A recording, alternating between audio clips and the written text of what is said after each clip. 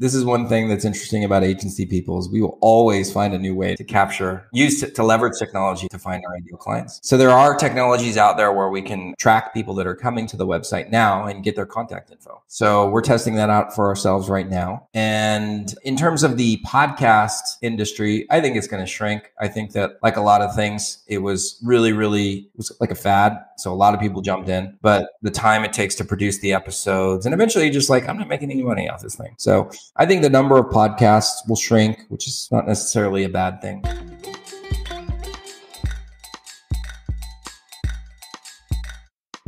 Podcast Junkies, episode 293. Welcome back. I'm your host, Harry Duran. Newcomers to the show, rolling out the welcome mat for you. If you are finding the show for the very first time, thank you for listening and giving me a shot. We say us, me. It's just me hosting the show. But I have a wonderful team supporting me, so it is a team effort. This is the one where we search out interesting voices in podcasting, get them to kick back their heels and talk about their shows and whatever else is on their mind. In case you missed last episode, we had a conversation with Lindsay Jepkema. She is the CEO and the co-founder of Casted. It's the first amplified marketing platform and the only audio and video podcast solution designed specifically for enterprise marketers.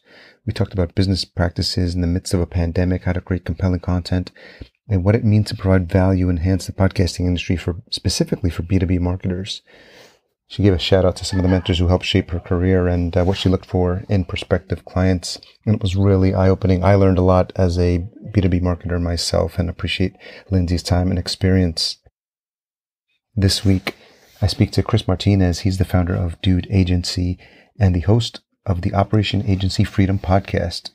He joins me to discuss the work his agency does in web development and design and funnel building and his affinity for, of all things, Mexican wrestling. Today we talk about his entrepreneurial journey, finding the hidden gems in remote work settings, and the importance of embracing connection and telling your whole story. Full show notes, summary, timestamps, key takeaways, resources mentioned, all of it is available at podcastjunkies.com/293.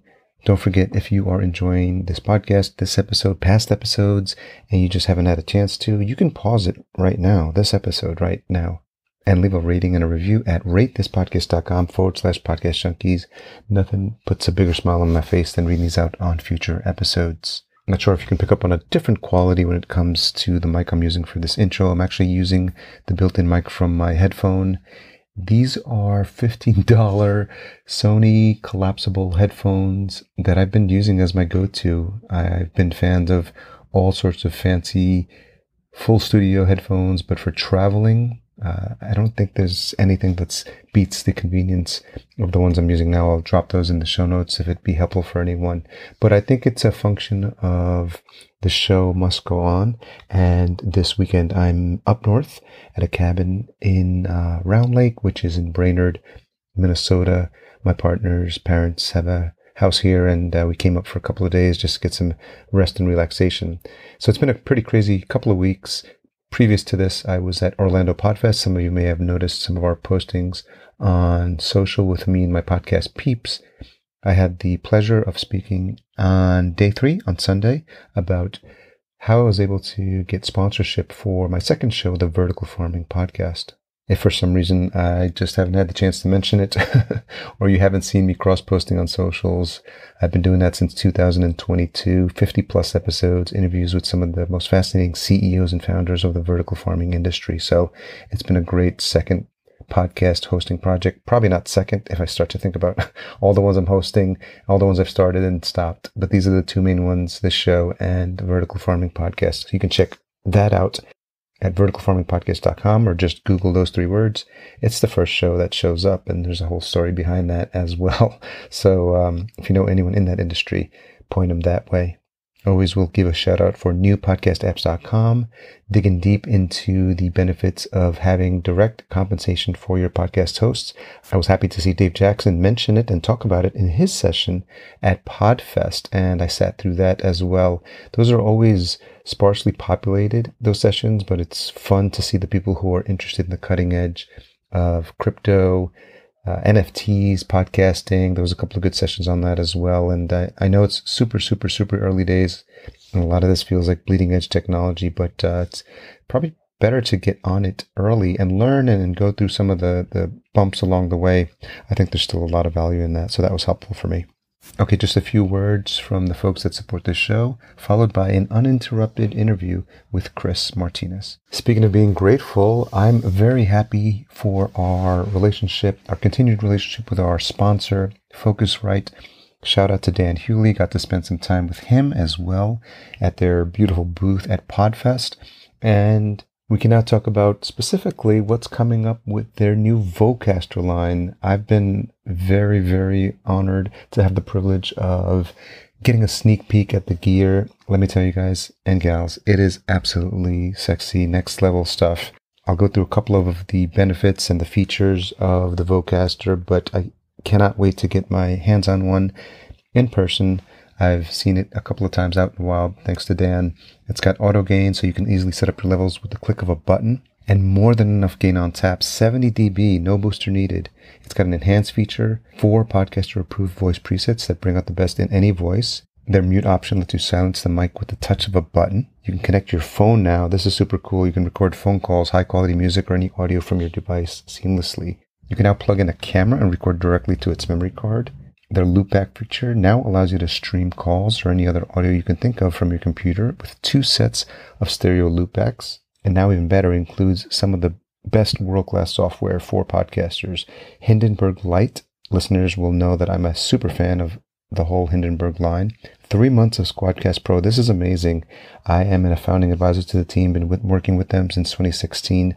And the fact that these two powerhouses were able to work together to bring you Squadcast Pro. You'll get Pro and video to ensure your recordings are now world-class. You get 6 months of Acast Influencer to publish, and that trio of services is exactly what you need to make sure that you're launching your podcast like a pro. You can learn more at podcastjunkies.com/Vocaster. That's VOCASTER. So Chris Martinez, founder of Dude Agency and host of Operation Agency Freedom. Thank you for joining me on Podcast Junkies. Hey, thank you so much for having me on. So time on your site without noticing your fondness for Mexican wrestling. So I'm going to start there. Do you remember the first time you were ever introduced to it or first match you ever saw? Mexican wrestling specifically? Okay. I mean, I'm sure I watched it when I was a kid, but I didn't actually watch it live until I moved full-time to Mexico, which was in 2018. Okay. So my wife, current wife now, she was my girlfriend back then, we just decided to go to the arena where they have it. Yeah. And it was actually walking distance from where we used to live. So we're like, let's go check it out. It was so much fun. Prior to me even going to the match, I had created that character for Dude. So I made my own Mexican wrestling lucha libre costume. Nice. And so let me tell you the story really quickly of how that came about, right? So like I had an agency from 2012 to 2017. And then in 2017, I came up with the idea for Dude. Yeah. And so I still had my agency and we still had over 200 and something clients. And so I was like, I have this crazy idea. And we started running Facebook ads to try and prove the concept. Because I'd learned through failing many, many times that it might be a great idea, but until somebody's willing to give us money, it doesn't mean anything. So we started running ads, and I think the original ads were like unlimited design and development for $500. Like Okay. Crazy offer, right? And literally like we've changed so many things, but I just needed to prove that this idea was feasible from a business perspective. And we started getting clients. And so those ads would run. And then this is back when retargeting was a little bit more effective. Yeah. My retargeting ads would be me in some sort of crazy outfit. Okay. So I did some with a Batman mask and I did some with this Mexican wrestling mask that I had had for almost, it was probably like 9 years that I'd had this wrestling mask. Did you make it? No, I bought it actually on a trip to Mexico. It, so me and my buddy were driving back and we stopped and we bought these Mexican wrestling masks. And the original mask was black. Okay. So it was the same design with the horns and everything, but everything was black and white. So the original ads were me in that mask, in the black and white mask. And our retargeting ad click-through rate was insane. It was like 35%. So then I just kept wearing the mask. And I did actually, you probably don't know this, I had an original podcast that never got launched, interviewing minority business owners, Okay. Not even agency people. In that podcast, I would wear the mask and no shirt. That podcast never got launched, but I had some Are those masks hot? Unbelievably hot. Are they leather? No.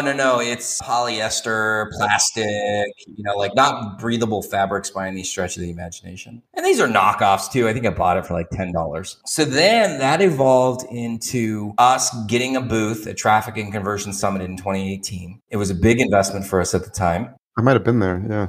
Yeah, I mean, so this was Traffic and Conversion had built a pretty good big name for itself. So I think that year they had 4,000 or 5,000 attendees. And so we got this booth. We ended up investing about $10,000 in the booth, which is still a lot of money. But at the time dude was like doing like maybe 12,000 in revenue. Yeah. So it was a big investment. And I decided, because I'd been to Traffic and Conversion as an attendee many times. Yeah. And I kind of knew how everybody did their booths. And I said, we're going to go all in on Mexico because our staff are typically in Mexico. And I'm going to do something crazy to get attention. So I created that costume where I was wearing the spandex shirt. Originally, I wasn't going to wear a shirt. And then the gal who sold me the booth is like, you're going to wear a shirt, right? Yeah. And I was like, I wasn't planning on it. She's like, you need to wear a shirt. I was like, okay, fine.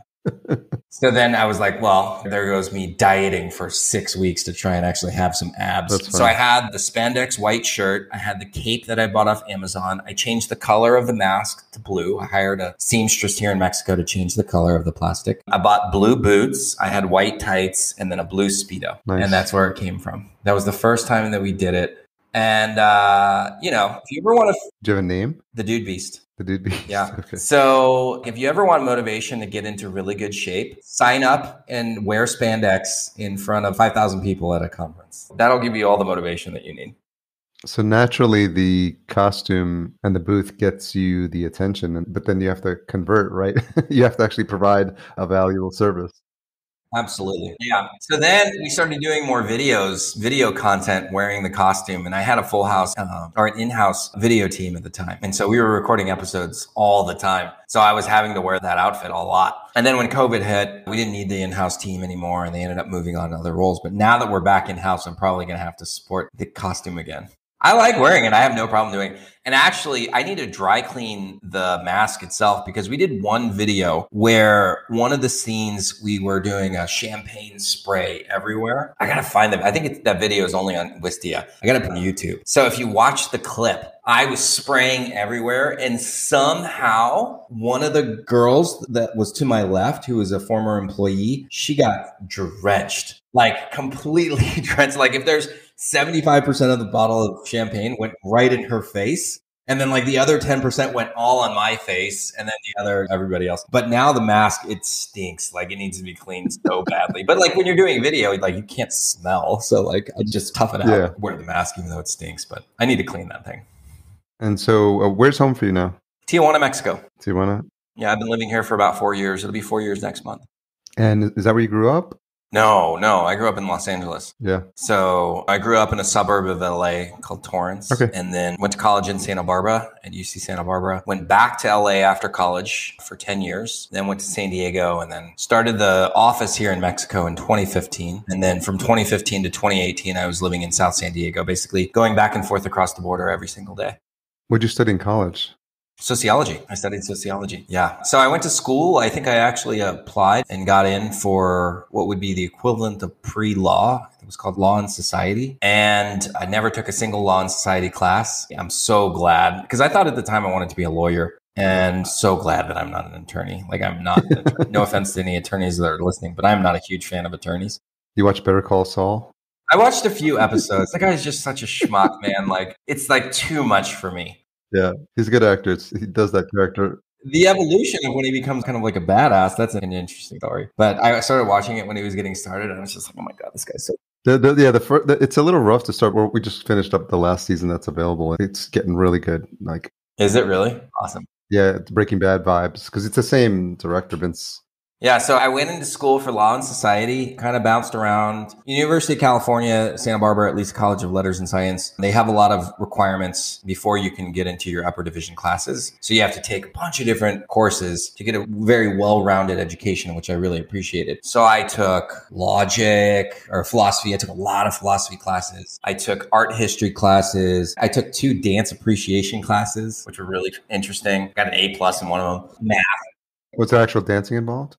Not for me. If you were in the honors course, you had to do a dance on the stage in front of everybody. It was just like the history of dance. Okay, cool. And I'm a huge fan of Broadway musicals. Oh, so it's really interesting to see, to like be able to utilize the knowledge of the game from those courses now when I go to New York and go watch the shows or go watch shows anywhere. What else did I take? Calculus. You had to take calculus. You had to take physics. And then eventually I settled on sociology. It was a course that I absolutely loved. I loved everything that it taught. And I did take a year off from school to just work. And I was the copy boy at a environmental consulting firm. Okay. I ran the copy room for about a year and then decided, I want to go back to school, get my degree and do something that I actually like. When did the entrepreneurial bug set in? Was that something that you always had, this idea to be in business for yourself? Kind of, sort of. So I think it's definitely shaped by your family and your environment when you're growing up. So if your parents are entrepreneurs, you get to see what it's actually like to be a business owner and managing team members. My uncle was an entrepreneur. He was the most successful financially of all of my dad's side of the family, which was 8 people. So he invented some sort of technology that was bought by SoCal Edison in the 60s that allowed them to monitor the electric meters remotely. So you didn't have to have people walking around to check the meters every month. And he sold that to Edison for millions of dollars in the 60s. And then that was like the peak. That's a lot of money back then. Yeah, I don't think he had any. I mean, he lived on that forever. So I don't think he had any other huge successes like that. That was just like the one thing. So we'd go to Uncle Lou's house because he had this ranch and he had the indoor pool and he had this amazing kind of estate that he had built for himself. And so that was he had a private plane too. One time I had to fly in his plane. It was just a little Cessna, but still amazing. Yeah. And so that was kind of oh, wow, he owns a business. Uncle Lou's really, really doing some cool things. My dad was an engineer by trade, and he had a little engineering consulting company when I was in high school. So I kind of got to see that because I would, go to his office and study there or something like that. But he wasn't, in my opinion, and I think he would agree with me on this if he were alive, he wasn't really an entrepreneur. And he ended up going back. He closed his consulting company and went back to working for Aerospace Corporation before he died. And so I didn't have that. I have a good family friend of mine still to this day, Brian, he is a true entrepreneur. Built a multi-million-dollar business and sold it. And now still has, he owns probably over $100 million in real estate now. So he's a very successful guy. So he's my mentor, one of my mentors to this day. But I didn't really have that entrepreneurial example that I think a lot of people have. I did have the desire though. So I would do little things for myself. Like in college, I was flat broke and I started a note-taking service in college. This is before that was even. So I sat in a course, Sociology 1. There was about 1,000 students in the class and I started taking notes and I was an upper division sociology major in my final quarter. So I would take notes and then I would sell the notes to people. So I would charge them, I think it was $100. Yeah. And I ended up making a few $1,000 off of that. It was amazing money. So that was kind of a taste of entrepreneurship. After my dad died, I started a soccer magazine. That was my first real business. And I failed miserably. I lost everything. So close to being on the streets. So the quick 60-second what not to do when starting a magazine. Don't try and do everything yourself. Have enough money saved up. This is the biggest thing is don't dive into a technology that's dying. Nobody wanted print magazines anymore. And I was like, I'm going to make it work. No, it was a horrible, horrible mistake. So lost a lot of money, more money than I had. I was in debt after that, sued and everything, pay off a bunch of debt. But yeah, that was my first true business that I started and then launched my agency in 2012. And so, yeah, it actually took a while for me to embrace the idea of calling myself an entrepreneur. I kind of remember being afraid of telling people that. For some reason, that role, there was an intimidation. Yeah, it's almost like back then, because I was born in El Salvador, so naturally your parents, they want to see you succeed, go to college, have the 9-to-5 job. And there is that stigma, especially when you tell people oh, I'm doing my own thing. Oh, that's nice. It's like a hobby or something like that. Oh, yeah. Or they think, oh my God, he's going to try and sell me some stupid shit. Yeah, or some... They're like, no, I don't want you to join my Herbalife scam. Yeah. And so what made you pick agency as the business in 2012? Yeah. So 2009, 2010, magazine got under, I'm in debt. And I started working for a charter bus company because my first job right out of college was sales. I have extensive sales background. And so I'm picking myself back up. I got a job, starting to pay off my debts. And I had an idea and I wanted to build a website. And I didn't know how to do it. Never been into technology ever. And so I asked a friend of mine who somehow I'd seen that he had built a website for his girlfriend at the time. And at the bottom, it had the powered by WordPress. Remember in the sidebar, it had the search. So you could see what it was built on. Usually the old sites would have like the login link as well on those WordPress.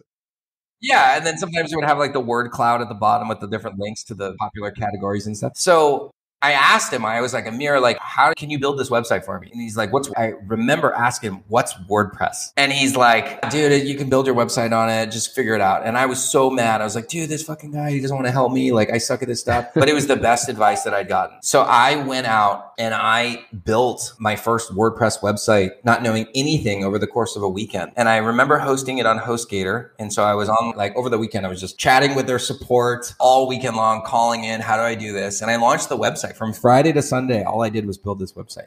And I did it on my own. And then from there, I started learning how to build more websites for little projects. And then I learned how to build more drive traffic. And I actually hired Russell Brunson, had a coaching program back then called .com Secrets. Oh, yeah, that's right.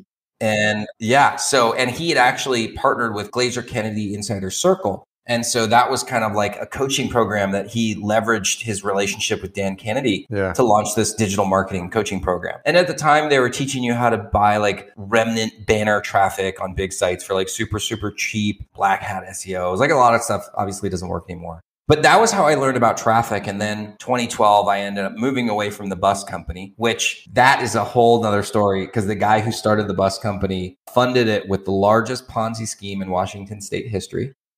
Oh my God. Nobody ever questioned him, ever. I was working for the company when the FBI came in and shut him down. Oh man. That's never a good feeling when the FBI walks into the office. Yeah, that job went away. So then I started working for Reach Local, which did PPC management. They didn't do websites. So I was meeting all these small businesses. They had horrible websites. And then boom, I can start a website agency. And that's how it got started. What were some of those early lessons, mistakes that you made and then that you just didn't know about starting an agency?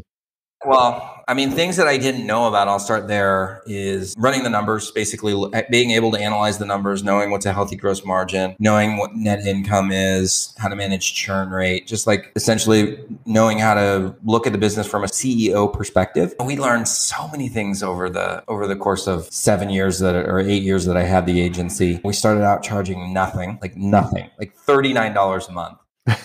Wow. But we just started getting customers and I was moonlighting for the first year. So I had this other income stream. I was just charging too little. Leadership. Oh my God. Horrible. I'm not a good leader I'm not one of these born leaders, I don't think. I have the drive. I have the vision, but actually managing people always struggled with.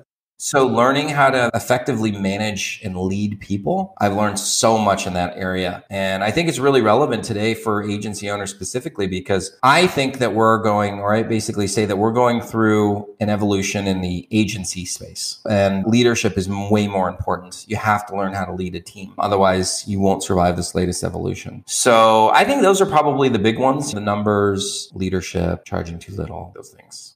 Can you think of a relationship or a mentorship or someone who's provided good leadership for you? Oh, easily. Yeah. Russ Perry. Okay. So he started to design Pickle, and he actually gave. Oh yeah. I listened to a podcast that he did before I became friends with him, and he gave me the inspiration for Dude because they were doing unlimited design. Yeah, that's what I was thinking of when you said that, design Pickle. I mean, yeah. Exactly. That was the inspiration. And we would almost bill ourselves as the design pickle for design and development for agencies. And so I ended up hiring him and did some mentorship with him. He gave me this document called the Performa. And essentially, it's a very fancy spreadsheet that you can use to map out your financial plan, growth plan for the agency for 3 years. So on a whim, I drove out from San Diego to Scottsdale for a last minute coaching program that he was doing for some other students. And within 15 minutes of being there, he gave me this spreadsheet. And I was like, oh my God, game changer. And he showed me his numbers too. So oh, really? That's when I recognized that I'm spending way too much to get these projects done. And without hesitation, I emailed the team. I'm like, effective immediately, our prices are going up. Yeah. And I raised the prices 25%. Still wasn't enough, but I just raised them. I was like, there's no way that we can make money. It doesn't pencil out. And I need to make money too, because at the time I was still not making very much. Yeah, I think what's interesting, because I have an agency, Fullcast, which is a full service podcast production agency. So, but early on, I was in 20 years in corporate. So you're making a 6-figure salary and you're making 6 figures in revenue. That's not the same thing, first of all. Right. Oh yeah. This is what most agency owners think. I thought that myself. We'd bring on a client for $500 a month or $1,000 a month. And then I'd be like, okay, I'm going to be able to get this done for $250. $250 goes into Chris's pocket. It don't work like that. No taxes and overhead and all that sort of stuff. Margin. Yeah, exactly. Operating expenses, cost of goods. The other hard thing is as you bring on more clients, being diligent on the budget that you have allocated to the production labor. So a lot of agency owners will bring on all these clients and then they spend way too much on the labor to be able to fill. And then at the end of the day, there's nothing left over for Chris. There's nothing left over for Harry. So that's a big challenge that people have. And I made those mistakes too, but been fortunate to have some great mentors like Russ who have helped me correct those challenges. For folks that aren't aware of Dude is or what you specialize in, you want to give an overview? Yeah, absolutely. And we just redid our USP. So I'm happy to announce what it is. I'll tell you how we perfected it too, or how we decided on this. And for the one or two listeners that may not know what that means, that's a unique selling proposition. Yeah. So unique selling proposition, your tagline, your elevator pitch. So we help marketing agencies to grow their profitability by 30%, guaranteed or it's free. And for the longest time, we have positioned Dude as an outsourcing company, white label design and development, building out websites, landing pages. And that's still part of what we do. But over time, we started to help agencies with things like creating SOPs and improving their operations and their operational efficiency, helping train staff so that they know how to grow the business, and finally helping them to create that financial plan where we use the pro forma so that they can actually grow the business profitably. And so we have a 4-step process that we use for our agencies called the Dude Way. And those are the 4 steps. Essentially, step 1, we got to give them people, help them get these projects completed, then fix the operations, then train everybody, and then work on that pro forma so that we have a very clear plan as to how we're going to grow the agency and grow our profitability. Any chance you use the 4 letters of Dude as the acronym? Yeah. So D stands for Dream Team. U stands for Unstick Your Processes. D stands for Discover and Develop. And then the E stands for Earn and Exit. Yeah, I think that'd be too juicy an opportunity to not leverage the 4 letters of Dude. I got to give credit to my man, Jonathan Sprinkles, who helped me create the Dude Way concept. So when did podcasts come on your radar? I'm so happy that you asked me that question because I actually had a radio show in San Diego for about a year. Okay. I was in a BNI group. I don't know what that is. It's a networking referral organization. This is back when I had my agency. And somebody in the group, I believe she was a lawyer, knew a guy who was a real estate agent who had a time slot on ESPN AM radio in San Diego. And they needed somebody because somebody had dropped out. They needed to interview somebody. So she called me up. She's like, hey, this guy that I know he needs somebody on his show. You want to go on? I'm like, okay, why not? And I'd never been on a radio show like that before. I'd done tons of podcasts before, but I'd never been on a show like that. What year is this? This is 2000 and it's got to be like 2016. Okay. It's got to be 2014, 2015, because I had not yet started Dude. And so I drove to the studio. They have everything now, the mic flag, they have the headphones, they have the sound guy. That's when you know it's real, like when there's an actual sound guy. Yeah.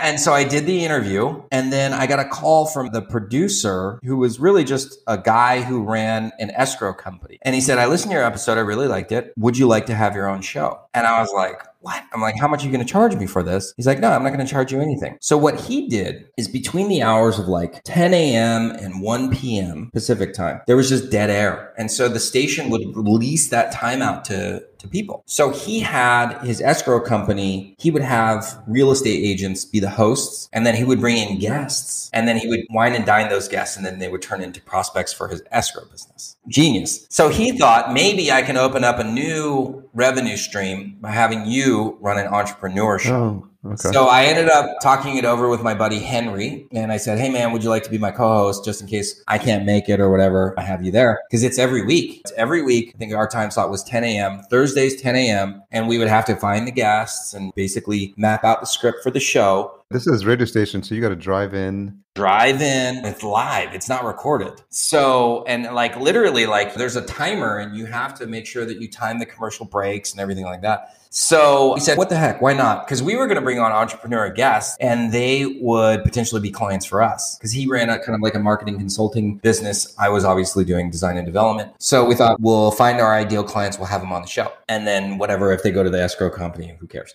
So we did that for like a year. It was so much fun. We didn't make a dime off of it. So, and Brent, the guy who was leasing the time, he wasn't making any money either. So at the end of a year, we're like, you know what, guys, this was fun. It was a great experiment. Obviously it didn't work. And we were like, I agree. You did it for a full year. Full year. Yeah, about a full year. Every week driving there. And it was more the time consumingness of it. Because for me, my whole day was basically consumed by recording the show. It took me about 45 minutes to drive there. I had to get there 30 minutes early. And then I would have to run the show and then it would chat for 30 minutes and I'd drive back. And by the time I got back, it's 1 or 2 o'clock in the afternoon. So it was a good time to wrap up that show. And so then fast forward to when I'm launching Dude and I was looking for affiliates. So I said, what if I use the same format, the relationship building aspect of running the radio station, but I apply that to the podcast. So I went out to every guru that was out there trying to develop a relationship with them to get them to be my affiliate. I didn't care one bit about how many listeners we would get. And so I would have them on the show and we would start talking and then I'd start to get to know them. And I met everybody, almost everybody in the digital marketing agency space. And a lot of those folks I'm still friends with. And then eventually it got to a point after we recorded 50 shows, I was like, what? Like I've met everybody. There's not many other people that I can interview. I want to try and monetize this.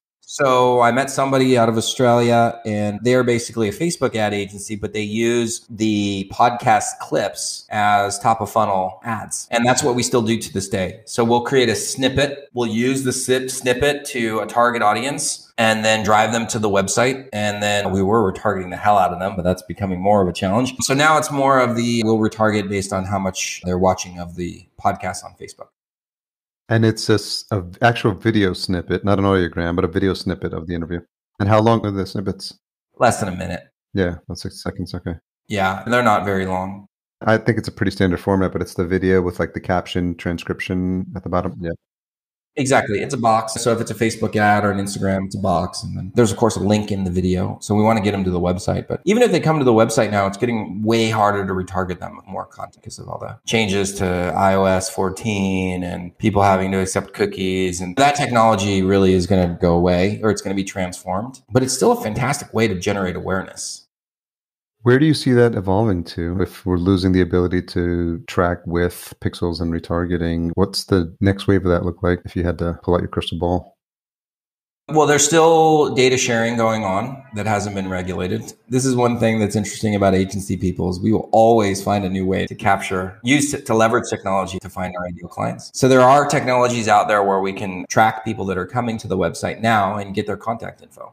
So we're testing that out for ourselves right now. And in terms of the podcast industry, I think it's going to shrink. I think that like a lot of things, it was it was like a fad. So a lot of people jumped in, but the time it takes to produce the episodes and eventually just like, I'm not making any money off this thing. So I think the number of podcasts will shrink, which is not necessarily a bad thing. So I don't know how much longer that will last, kind of like as a top of funnel awareness aspect. I also think that the video versions will be way more important than just strictly audio. I mean, most people I know do video, people that have a legit podcast.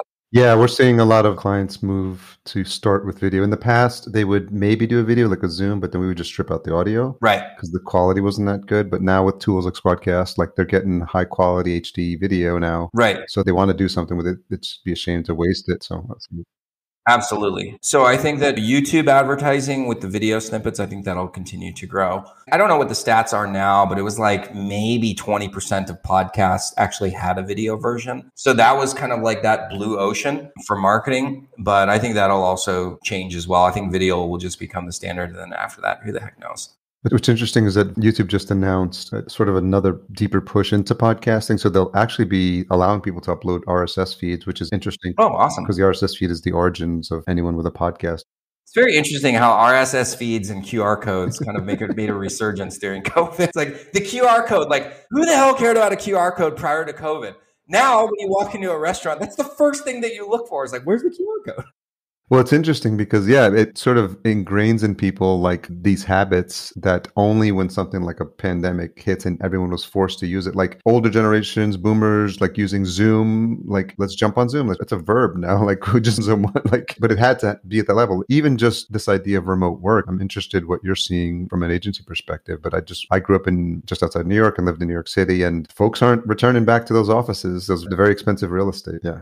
Yeah, I mean, the commercial real estate market, I think, is going to just be crushed. But remote, so I wrote a book about remote work actually during the pandemic. I don't know, called Never Wear Pants Again. And when the pandemic hit, we actually didn't suffer at all as a company. We got stronger because we'd had to work remote prior to this. You know, there would be instances where the office would be shut down or we were doing construction, so we needed to close it for a month or something like that. So we had already developed a cadence and SOPs on communication so that we could continue to operate. What COVID did for us in a good way, it said, okay, we're all remote anyways. Instead of just trying to hire people in Tijuana, Mexico, let's see if we can find people in other parts of the country.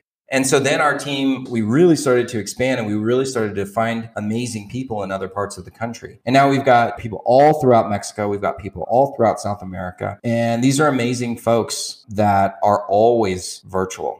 Because I'm not going to open an office in Puebla and Hermosillo and Cancun. Like, that doesn't make sense. So from a remote work standpoint, it's here to stay. If you try and force people to go back to the office, they're just going to leave. They're going to leave. Yeah. Like, especially for technology talent, like there's a massive shortage of tech talent right now. And so the winners in that will be the people who pay the most and who actually know how to lead a team and can show people that their work matters on a much bigger scale. Totally. Because nobody wants to go to work for somebody just to make the owner richer. And so you really do need to learn how to create a vision and a mission and then get buy-in from your people. And they will move mountains for you if you can do that. I saw something where there was this company that was on the lookout for any companies that were mandating that their workers return to the office, and they would target the engineers of those companies and be like, hey, you don't have to go back to the office if you don't want to. And they would use that as a recruitment opportunity. Yeah, like what's the point? Yeah. Like, I think that's owners, sometimes we get a little bit full of ourselves and we don't adapt quick enough, or we think that our way is the only way. Yeah. The world is changing whether you like it or not. And you hear so much rhetoric about people saying, well, nobody wants to work anymore. It's not that they don't want to work anymore for the most part. Most people want to work. I believe that human beings are happiest when they're actually doing something, when their life has meaning, when they are productive. Sure. So people inherently, instinctively want to work. The reason why a lot of people say nobody wants to work is because you suck at being a manager, at being a leader. And in our industry, specifically agencies and anything tech related, you don't have that luxury anymore because they're going to come work for a company like us where our whole attitude is we find amazing people, we give them the tools to do amazing stuff, then we just get the hell out of their way and let them blow us away by the results. What's interesting is, I think, preconceived notions. I mean, I was born in the 1970s and I grew up in the 80s, 90s. So just like the whole idea of the 9 to 5, like this idea, like everyone has to work 8 hours a day. And it's interesting how much it gets ingrained. Because even now, like I'm on business, work from home, but it was hard for me to like not be in this seat at 9 a.m. Because it's like I remember I'd be in the office and you'd know who was showing up at 9:15 and be like, hey, Chris, rough night last night. Like you just watch everyone and everyone's kind of monitoring. Yeah. Exactly. Yeah. We work in those bankers' hours. They leave early. I don't know if you guys ever said that. But it's funny because it's the company knows that it's this peer pressure group that's keeping everything working and all following like that herd mentality. And people have different sleep cycles, work cycles, energy cycles. Like there's people that are night owls and they love to work like 10 to 2 a.m. And we're just trying to fit everyone into that box for.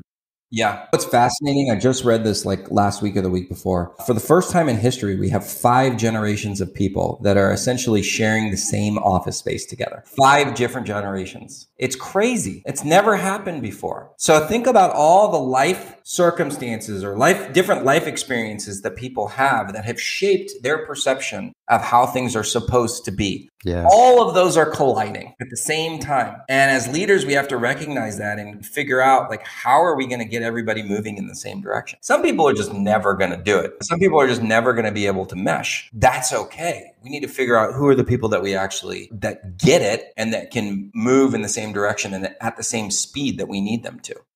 When did you start becoming aware of the offices in Tijuana as someplace where you wanted to set up shop? Like what was happening in Mexico or is Tijuana specifically that was interesting to you? So, like as a kid, because my grandfather's from Mexico, Yeah. and so my father, his dad, they only spoke Spanish, and neither of them knew how to read or write. Okay. And so my dad, we always used to go down to Mexico for like little vacations and stuff like that. My dad had always wanted to start some sort of business in Mexico, do something in Mexico. Unfortunately, he died in 2007 of cancer. Okay. So he wasn't able to do that. So in the back of my mind, I always knew maybe I would like to be able to do something in Mexico, kind of fulfill a dream that he had, but also recognizing that it's kind of like the underdog country. Many Latin American countries are kind of what I call the hidden gems for talent. And so I decided the Philippines team, they're great, but I cannot deal with the time zone anymore. Like I can't stay up to 1 o'clock in the morning and the culture and just things getting missed. And like the worst part is when you have a problem with a client and they say, I need this fixed now. And then you're like, my team's asleep, right? Yeah. Like you can't say that anymore, especially as an agency. They're going to go find somebody else. So that's when I was like, let me see if I can find people down in Tijuana, which I was living in San Diego. So it's 25 minutes away. Sure. And we ended up building a small team there of about anywhere from 5 to 7 people. And then I took my agency from 50 to over 220 clients with that little team. Now, granted, we were always very good at the operations side, so that helped a lot. But it was this hidden talent pool of people that I just kind of stumbled upon. With a strong command of English? All of them spoke English. It was a requirement. Still, everybody has to speak English. Yeah. It's a requirement that we have at our company. What'd you notice about the work ethic? I mean, I think it's stronger than a lot of places in the United States. There's kind of like this stereotype that Mexicans are lazy or Brazilians just want to be on the beach all day, which doesn't want to be on the beach all day. Come on. Yeah, I've been to Brazil. I mean, I can see where it comes from. So they do have a different relationship culturally between work and personal life. In the United States, your value as a human being is very much defined by what you do for work and how much you earn. Yes. So for example, you go to a party, you meet somebody for the first time. What's one of the first questions you ask them? What do you do? What do you do? Ask that question in Mexico because your value as a person isn't defined by what you do for work. So there's a massive cultural difference between Latin America, specifically Mexico and the United States. Doesn't necessarily mean that they're lazier. It's that who I am is different from what I do. And so that influences their approach to work. But on the flip side of that, if you can show them how work helps them to fulfill other missions that they have in life, or how the company is trying to grow and also helping people in their immediate communities, then our people work harder than anybody else that I've ever met because they're so committed to the mission. So perfect example of that is like we donate a lot of money to charity, We don't publicize it at all, really, because we don't want to be one of these like Instagram philanthropic people or companies. But I can tell you, we donated tens of thousands of dollars last year to charity. We built a whole facility at an animal shelter here in Ensenada last year. And our people are really excited about that. They love hearing about that. And I tell them all the time, the more we make, the more we can help people in our community. I'm curious on the podcast. You had the experience on the radio station, but how have you grown as a host over the course of the years you've been doing the show? Oh, man. I love interviewing people. I love hearing more stories. I think from a hosting perspective, I really try and shift the interviews to let's find something unique that this person can say. And I also only want to have like people that I align with in terms of values on the show now, because there's a lot of dickheads out there in the agency space. Like I've met some of the weirdest, most like just not nice people, like racists, sexists, like hate everybody. Like it's crazy. It's funny when you give people enough rope, how easy it is for them to hang themselves with like their or narcissists. My God, there's some people that absolutely love themselves. I swear when they have sex, they are staring at themselves in the mirror.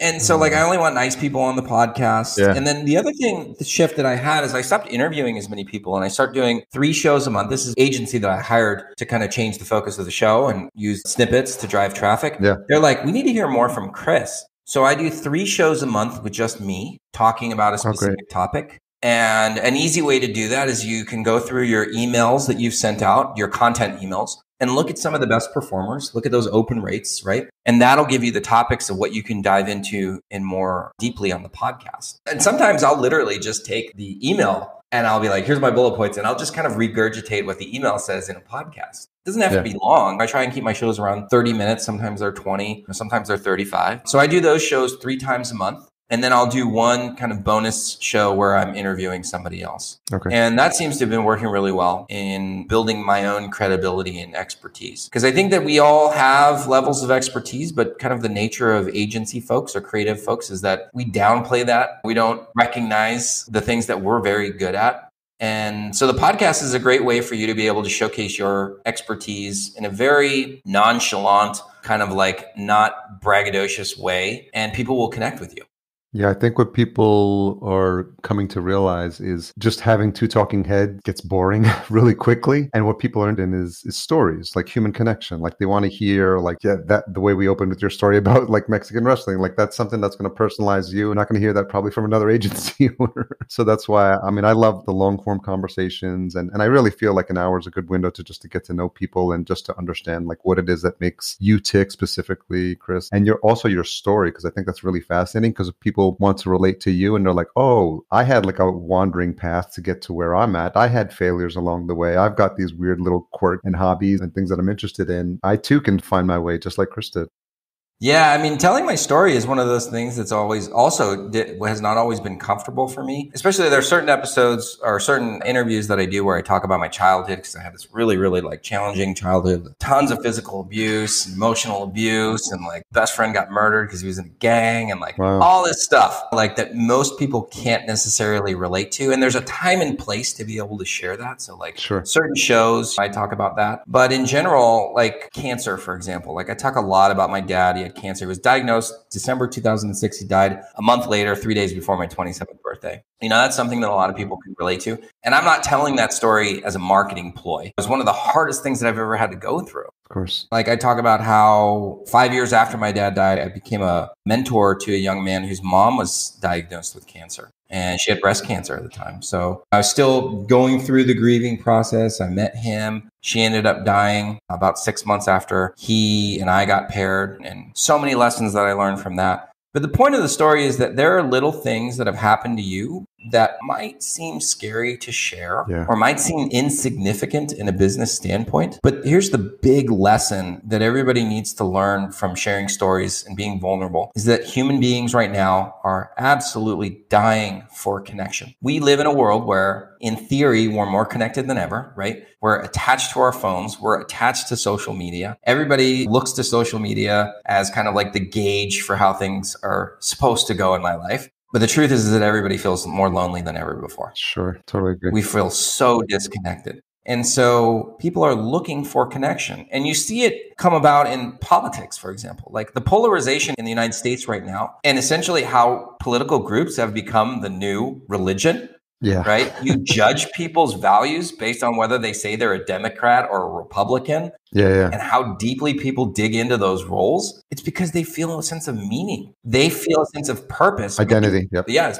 They're dying to feel connected to something. And so by you being able to share certain stories, you can genuinely connect with people and fill that void that everybody is feeling right now. So it's really, really important that you kind of think about ways that you can use your own stories to connect with folks because they're desperately seeking stories like what you have to offer. Yeah, I'm so glad you said that. And I think not putting the filter on the stories we tell or thinking like nobody needs to hear this or it's insignificant or no one is going to be able to relate to it, because there's going to be that one person that's going to hear that message at the specific time like they need to hear it. And it's going to resonate with them so strongly. They're going to be like, wow, I didn't realize people were talking about this, or I just needed to hear this in this exact moment. And I think as human beings, the more we can share our personal stories, I think, without overthinking it, without worrying about what's the end result going to be or what's the benefit of it going to be, just knowing that the more of these that they get out, they're going to do good. Maybe not now, maybe in 2 years when someone listens to this episode in the future, like because of the nature of evergreen content, we can't even predict. I've gotten value from episodes that I've heard that were recorded like years ago, and just not filtering ourselves, I think is really important. I had somebody email me like last week from a Mixergy episode that I did like years ago. I will say one thing, right? So I really connect with people who kind of have that underdog story. Yeah. Like if they grew up with a ton of money and they had everything handed to them and they didn't really have to struggle, not my people, right? There was a guy that I interviewed. He's a young guy. He's in his early 30s and he's got a pretty big audience. And he was telling me his rags to riches story, and his family had money. And he's like after college, I couldn't get a job and I had to move into my parents' house. And it was like the worst thing ever. I'm like, really, man? Is that the worst thing ever? Is that the hardest thing that you've ever had to go through, is moving back in with your parents in your 20s? A fucking clue. So those are the people that I do not like. I hear people tell their stories. Like, there's this one guy, I won't name names, but he talks about how he was a screw up when he was a teenager, barely graduated high school, was drinking every week. And in my mind, I'm like, who is paying for all this? Like, daddy must have been paying for all of your binge drinking in your late teens and early 20s. Be open about that. Be like, I'm so fortunate that I had family to take care of me, because that is a question that people are asking about your so-called software. And maybe you don't have that challenging background. Be upfront about that. Talk about how, like, I've been giving so many opportunities, and if it wasn't for X, Y, and Z, I'd probably be dead. Instead of just saying I should have been dead and then just moving on with a story, like, go into how you actually survived. I was very fortunate. I had a lot of things, a lot of challenges growing up, but my parents were not broke. They weren't poor, right? I had other things that I was dealing with, but like I had a few more opportunities than certain people. And that's why I'm not dead. And it was luck. Like I was born into a family where finances, for example, were not something that we really had to worry about. We weren't rich, but we weren't poor. So just be, talk about it. Don't be afraid to share that side of the story. Tell the whole story. Tell the whole story. Absolutely. Not just the pieces that would make the beautiful Instagram post. Just a couple last questions as we wrap up. I really enjoyed this conversation. What's something you've changed your mind about recently? Oh, man. Well, like one of my favorite sayings is that if you don't look back a year, or if you don't look back on yourself from a year prior and you don't realize how stupid you were when you did something wrong. So with that being said, I think one of the things that I've learned is the importance of focusing on only bringing on the right types of clients and defining who those people are. And it's going to shift over time. So maybe that goalpost changes every once in a while. So for us, for example, we started taking on anybody who called themselves an agency when I started Dude. Well, we learned pretty quickly that, actually not that quickly, within a couple of years, that the term agency is very broad. And most people who say they have an agency don't actually have an agency. So then we started getting more strict on who we work with. And now kind of like our minimum threshold is $500,000 in revenue, which really isn't that much, but it's important. So we've just identified that the people that we guarantee that we can help, they have to fit a certain criteria. And so like one of our big missions for this year is to find those people that have the minimum requirements, and then we guarantee the results. And we want to really grow our average revenue per unit as opposed to having a lot more clients. We want to have amazing clients that we can get amazing results for. And if we can't do that, then we're going to turn them away. So that's probably one of the things that if I looked back at Chris in April of 2021, it's that Chris didn't recognize the minimum requirements to be able to work with us, and then only hiring or only working with those agencies that we guarantee that we can help. Yeah, makes a lot of sense. What's the most misunderstood thing about you? Oh man, I'm a very aggressive person by nature, and admittedly, like I don't relate to people. Like I have a really hard time relating to people, and I feel like I'm misunderstood by that, but I really do want people to succeed. And even though I'm screaming at people in traffic every single day, like I do have a soft spot, and I love donating to charity and helping people out that way. And like people always are surprised that I like musicals because I'm kind of like a bigger dude. I'm about 6 foot, 215. I love training jiu-jitsu. I'm very physical. Okay. I was always kind of like the enforcer because I grew up playing soccer. So like I would go in 1,000% on every single tackle. I've broken many legs, broken many feet. Like I've put people down and out, and that's just how I have been on the field. But I feel like I have this soft side to me as well. What's your favorite musical?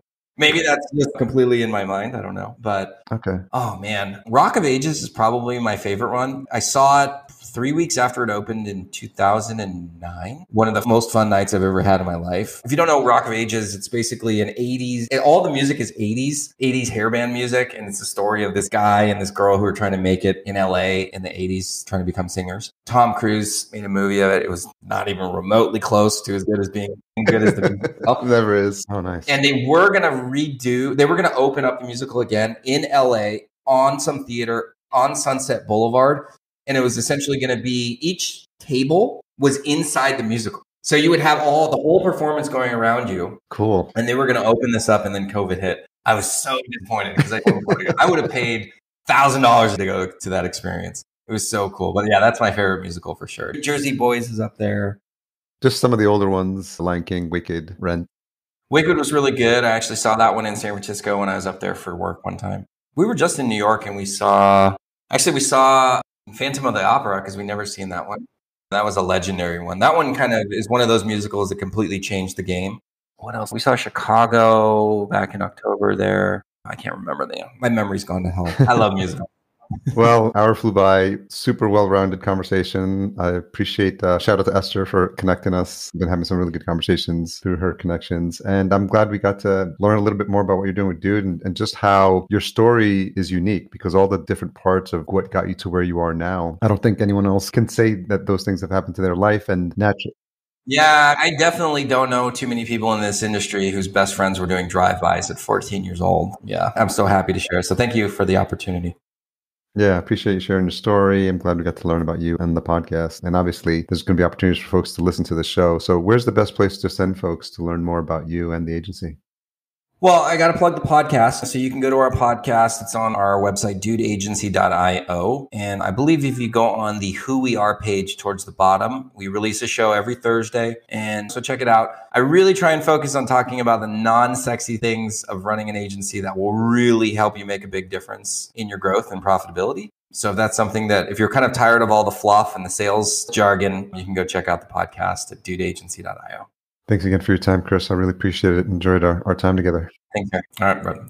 Thanks again to Chris for coming on the show. Always appreciate it when my guests take time out of their very special days, especially a lot of these business owners doing that for me. I truly, truly appreciate it. Thank you again, Chris. Full show notes available at podcastjunkies.com.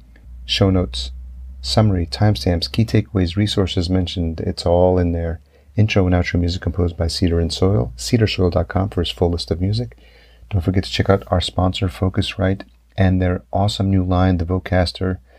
See the full lineup at podcastjunkies.com/Vocaster. It's going to be amazing, workflow changing, sound improving, quality is going to be off the charts, and the software included is going to be exactly what you need to get your podcast off the ground. So really excited.